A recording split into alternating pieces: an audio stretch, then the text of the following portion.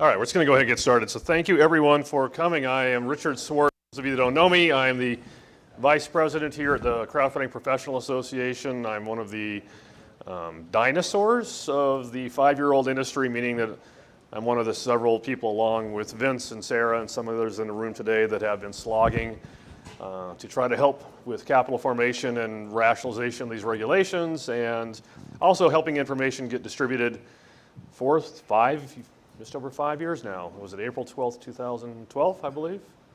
April 5th, 2012 was when the Jobs Act passed.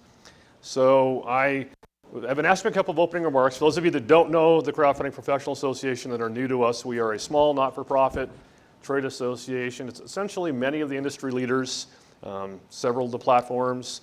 We have been essentially working with Congress and working with the SEC to try to do what we can to help the regulations work for the best interest of both issuers and the platforms. We've had some successes and some setbacks, but in general, I think we've done a very nice job. There's also CFPA, which is another trade association. And I guess the best, most accurate way of saying this is that both of the teams are actively in the midst of the paperwork of coming together.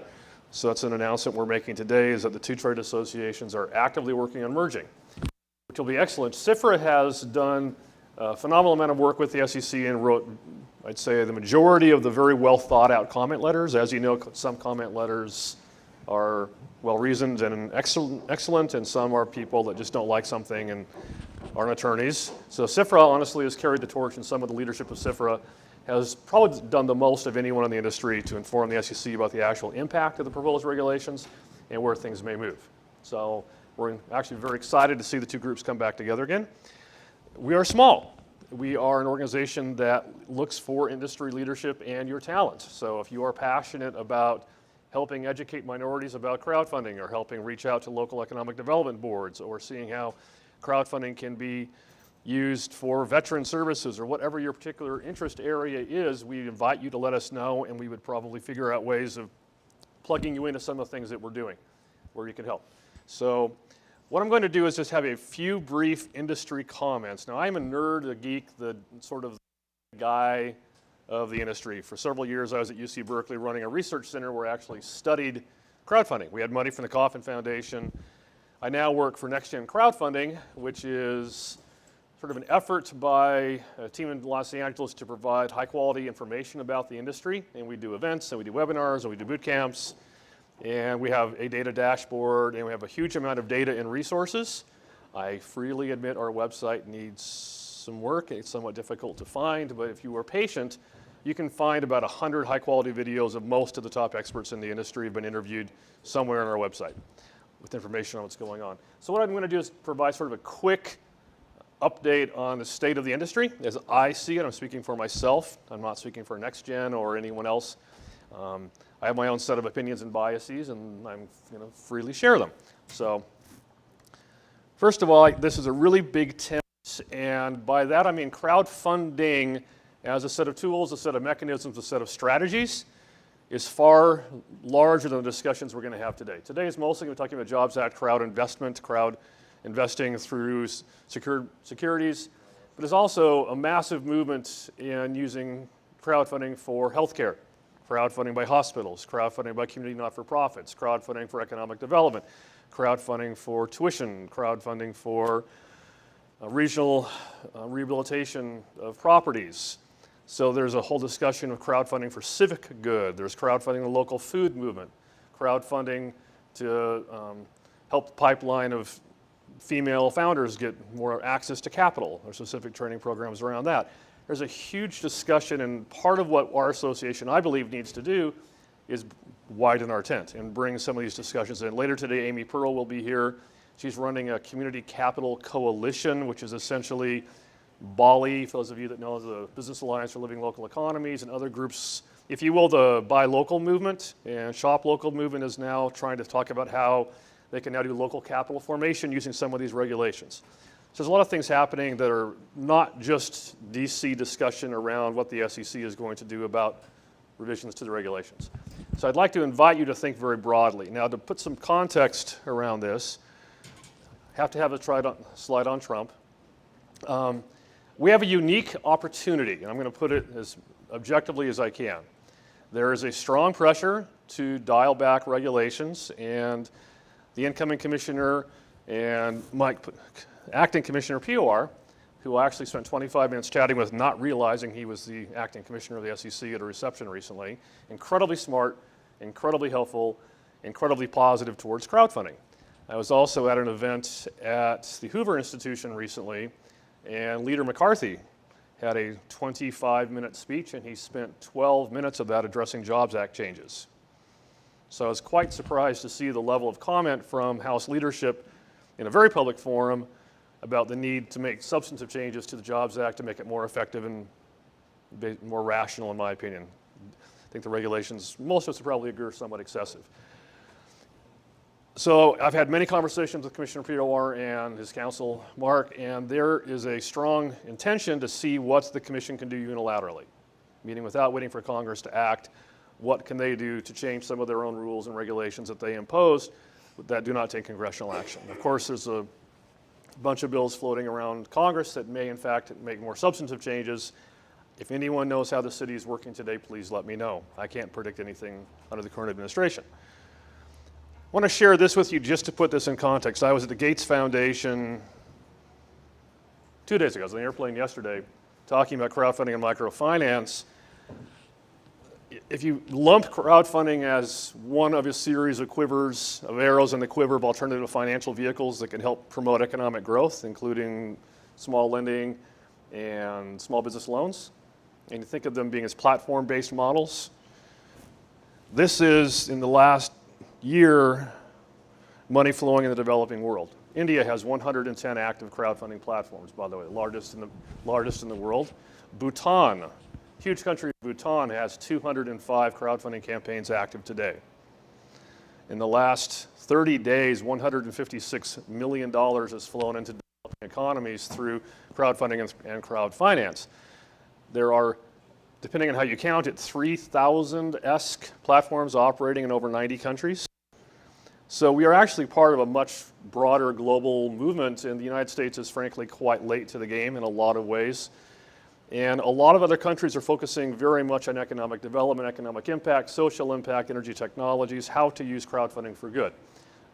How we can, it's a strategic tool to facilitate and support businesses in certain sectors, whether those are clean energy or women-owned businesses or renewable energies. So I just want to, again, broaden the tent that we're sort of myopic in a lot of our discussions here in the US. And I'm hoping that even though today you're going to hear from some of the top experts, if not the top experts in the industry about some of the regulatory aspects of crowdfunding, I'd like to invite you all to think about how we can think more broadly and more inclusively about how this industry can work. So on NextGen, we have this tracking, nextgencrowdfunding.com. We track Reg CF, free. Anyone can go there right now, pull this down, drill down by category. So if you're wondering what's working, this is as of this is updated every 15 minutes, the data. Looks like food and drink is still off to the races, fitness and health second. But we literally have this available for you. So if any of you would like to track what companies are doing well in crowdfunding, who's received what funding, in what sectors, from what geographies, we're tracking all this data and we give it away. So go to nextgencrowdfunding.com and you can have data like this. You can also follow particular sectors, ask to get alerts if certain companies are doing well. But my personal opinion is Reg CF is overregulated and confusing, and there's been so little clarity of communication about what's allowable and permissible activities. That's had a very slow start.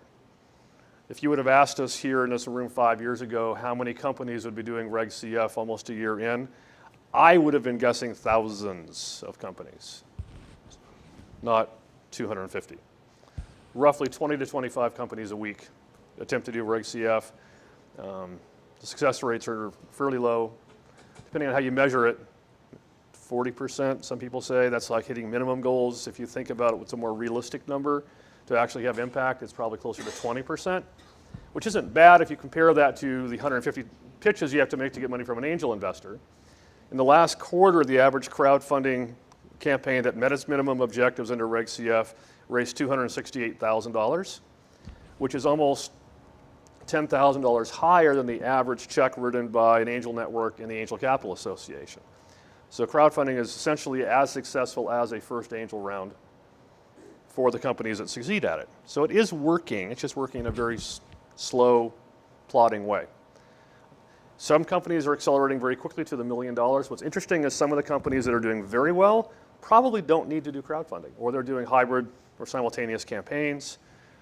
And a couple of companies that have done very, very well have actually been on national TV and have major media and have huge budgets. So they're using crowdfunding in a strategic way, not just because they need to raise funds, but for very strategic reasons for marketing, penetration, and awareness building. So I also did a study, and we released this study a little while ago on minority participation. I'm actually pleased to see a few minorities in the room today. Crowdfunding has been extremely ineffective at engaging communities of color across the U.S. There is not a fund site in Spanish in the U.S. right now. There's been a couple of attempts, but there's nothing currently going. I've heard about apparently supposed to be launching within the next couple of weeks. But it's essentially 98% Caucasians. And if you look for Asians, it is mostly college-educated Asians on the East Coast and West Coast forming tech companies, essentially Silicon Valley and the New York City startup communities launching firms. But we're not seeing Latinos, and we're not seeing Asians outside of the tech sector. And there's very few African Americans in the community. And unfortunately, Gordon Birch at Minnesota is a great scholar, recently produced a study, and he looked for racial bias. And I could spend 30 minutes talking about how he measured it, but it's a very rigorous study. And he unfortunately found some evidence of racial bias against African Americans on crowdfunding sites. But the good news was he found if there were African American investors, it went away. So basically, if there's African American investors participating in the communities, in the chat rooms, and talking to other investors, the racial bias evaporates. If there's no African American investors, the bias seems to get stronger. So we have a lot of work to do. We need to include and educate a lot more entrepreneurs. I spoke recently before 830 African American business owners, and these are people that had average revenues of about $1 million. These were not early stage startups. I believe 3 out of the 830 had heard of crowdfunding as an option. So almost no information is penetrating into those communities. And we interviewed over 100 stakeholders, literally from Miami to Alaska, Native American tribes, inner city Detroit, Southwest US. This is a pretty a lot of work to be done to make the promise of crowdfunding true for people outside of California. So there's also some simple challenges in a lot of minority communities that they won't do crowdfunding if they don't know someone who's been successful at crowdfunding. So we have a chicken and an egg question. They need a peer reference, need a trusted source of information, someone that they can turn to in their community who has done this. And so the question is, how do you create those evangelists? How do we onboard those first companies from the minority business communities and help them be successful in order for them to pass on those lessons to their peers? Sort of that first mover challenge. And I think that's going to take a government or a foundation or some institute to step in there and pay for some development and acceleration of those. Just like even 1776, and I love Donna, I love Eric, and I've been part of this since before this building was built, but before the other building was built in DC. It's very hard to get a lot of minorities to participate here. So it seems like there's a challenge integrating the communities in our culture, even for startups. So I'd just like to encourage us to think about how we in our own communities can specifically do that. And so I heard a very simple challenge at the Gates Foundation. They said, anytime you're going to an event, always ask if you can have one more seat. They said, what does that mean? Ask the founder of the event if it's a $2,000 ticket. If I bring an underprivileged college student, someone from an HBCU, someone, a young entrepreneur who can't afford to pay but really needs to be here, will you give me a seat for that person? And like 95% of the time they'll say yes. So if you actually hack the conferences by specifically targeting and inviting, we can increase participation. And that is probably about all I wanted to open with. Oh, talk about a couple things happening on the edges. Now, there's a lot of activity in crowdfunding, and there's a lot of activities around crowdfunding. So what I mean by that is there are companies that are targeting the data and trying to, like Captivant, use the trust team at PayPal. Some of the original developers of the trust team at PayPal are now trying to figure out how to insert trust metrics and trust badges into crowdfunding so that early stage investors can have more confidence. So it's not just the background checks and the bad actor checks and all of the things, but do you actually have some badging or certification or mechanisms that people can learn to trust? And they're trying to figure out ways of inserting that. I think it's a brilliant idea. Smart developers are still scaling. CrowdSmart's a company that I'm involved with that decided to leapfrog past crowdfunding, but they're basically scoring an expert mentor community of startups, and they're figuring out how to predict which startups are likely to get funding, and they're having phenomenal success at doing that. NewChip, anyone heard of NewChip? Amy knows NewChip. If you go to the iPhone store and you look at NewChip, right now you can get an app which will have Reg CF campaigns, and you can just flip through all the Reg CF campaigns, pictures. So it's an app that will give you visibility into the entire industry, and nobody in the room knows about it, and we're the industry leaders. So it's out there. Serenity is here. David is looking at how you can take marketing data and market intelligence and dramatically improve the likelihood of campaigns being successful, and then even creating financing vehicles to allow companies to afford the cost of running the campaigns. So both to the benefit of the investors and increased participation in the community, because there's always a challenge. It can be expensive to crowdfund. So there's a lot of activity at the edges, and I'd like to encourage all of us to pay attention to what innovators are out there and what's happening around crowdfunding that we can learn from or use to help the industry grow.